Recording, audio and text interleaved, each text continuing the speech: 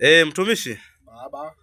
Habari bwana? Nzuri. Safi, kwema? Kwema baba. Naona uko kwenye biashara yako hapa. Tuko kwenye mzunguko wa maisha. Sawa kabisa. Vipi hii biashara yako hii? Una muda gani nayo unaifanya biashara yako hii ya inaendelea vizuri, takribani sasa ni miaka 3. Naona Mungu ni mwema, inaendelea vizuri. Eti? Mimi nilitaka nikuulize tu swali. Kuhusu hii biashara yako. Vipi kwa huu mzunguko hapa kijijini hapa? Maana naona ni sehemu ya kijijini, lakini naona uko na duka kubwa kabisa la nguo. Kulingana jinsi tunavyojibana bana, biashara yetu ndio hii kama unavyoiona. Na hapa kijijini nafikiri hili duka ndio linaweza kuwa kubwa hapa kijijini. Na naona biashara yetu inaendelea vizuri. Sawa, maana naona kuna aina ya nguo zote, nguo za watoto, nguo za watu wazima zimo. Kwa hiyo naona umejipanga vizuri kabisa kwenye duka lako hili. Naona kwa kweli Mungu ni mwema, tunaendelea vizuri.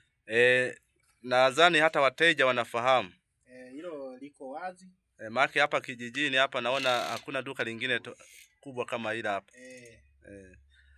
Nadhani kama unavyoona hivi, ndugu mtazamaji, hapa tuko kwa mtumishi Lonjo kwenye duka lake hili la nguo. Kwa hiyo kwa we mkazi wa Tarani, fika tu kwenye duka lake hapa, utajipatia nguo nyingi, zipo kila aina ya nguo.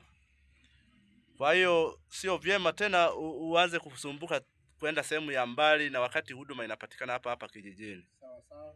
Eti? Kama unavyoona hata nguo za kiunyama kwa vijana zinapatikana hapa hapa. Ni 10,000. Hiyo tu ni promotion, ni bei ya promotion shilingi 10,000 tu hiyo nguo unavyoiona hiyo. Sababu ukienda mjini nakuga 25 hivi. Sio yenyewe tu, zipo nyingi.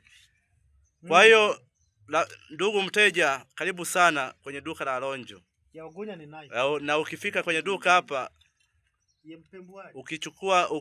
ukichukua nguo lazima utapewa hata na hela ya soda. Maana unaona hata wateja hapa wengine wanapewa hela ya soda. Kwa hiyo kwa Lonjo sio bure. Njoo ujione, njoo ufike, njoo mchangie mtumishi Lonjo. Mtumishi? Baba. Na Mungu akubariki sana. Na wewe pia.